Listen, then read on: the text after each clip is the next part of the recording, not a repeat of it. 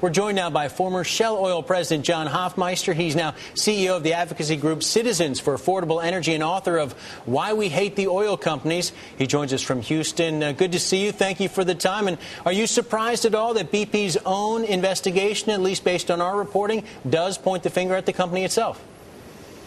I think it's good to get information right from the source.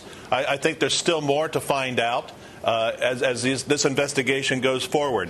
You know, what about the design of the well? What about the placement of the spacers and before the cement job? What about the cement job? What about the blowout protector? These are all factors which still have to be looked at. What about the quality of communications on board?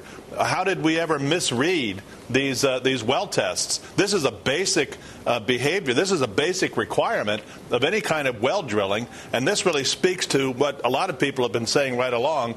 This is not an industry problem. This is a problem on one well by a couple of individuals who didn't know what they were doing. So the idea that this could be duplicated, that this could be a problem elsewhere, you just don't buy it. This is an individual mistake. I think the president has fraudulently accused the entire industry of not being competent, thus the moratorium. I think that's dead wrong because companies know what they're doing. Some individuals can make mistakes, but I think companies know what they're doing out in the Gulf of Mexico. John, the president was in New Orleans yesterday, talked about the Katrina anniversary, he also talked about the BP spill, but he did not talk directly about the moratorium. What's your own sense about whether or not the president's going to stick to his guns and maintain that moratorium? It could be through November. Well, the moratorium is getting him in deeper and deeper hot water along the Gulf Coast. Then we're going to face the whole regulatory regime, which may drive oil companies away from the Gulf of Mexico, leading to less domestic drilling. What he's risking, Peter, is his own reelection. If the gas price in the United States rises in 2012 because we've stopped drilling, it's going to be on his watch for no reason other than political reasons to shut down the drilling. As you know, John, there are going to be a lot of Americans out there, people who don't live along the Gulf Coast. They're going to see the president putting the stop to deep water drilling, given what's taking place in the Gulf of Mexico, and say, that's perfectly reasonable. We need to be assured that this cannot happen again. You just don't buy that?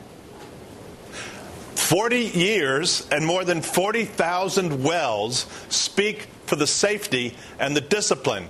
When you have an individual on a BP rig who misreads test results, that's not the entire industry. That's one person who did not know what he was doing. The entire industry should not be blamed for the actions of one single individual who wasn't really experienced enough to do his job. What about, John, again, the moratorium, once it lifts, you raise concerns about whether there will be an effective moratorium, whether they'll actually get the green light to do any more drilling. How long do you think until we see deep water drilling again take place in the Gulf of Mexico, new wells? New wells, I think it's upwards of 1.5 years to 2 years, to be blunt. I'm sorry to say that, but I think the new regulations are one thing. So getting permits is going to be very difficult. I also think that the whole anti-drilling effort of many parties in this country will cause a legal challenge to any permit that ultimately is granted. So we'll find ourselves in court as to whether we can drill again. And the courts will decide if we can drill. That's years off, Peter, and I think that will lead to a diminishing of crude supplies. And all we're doing is we're exporting risk because we'll be importing more oil, and it will be much more expensive oil. You helped run Shell Oil here in the United States, John. What are the major companies that operate in the Gulf going to do in that context? If you're right, are they going to head elsewhere?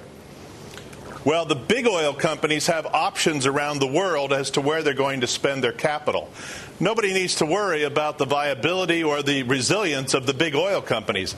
It's the smaller companies, the independent companies, and the support companies in the Gulf of Mexico may be facing a serious erosion in their future revenue. Some may actually go under. And it's tens of thousands of people that are impacted by this. It's not a few hundred rig workers. It's tens of thousands. And I don't know that the administration understands this.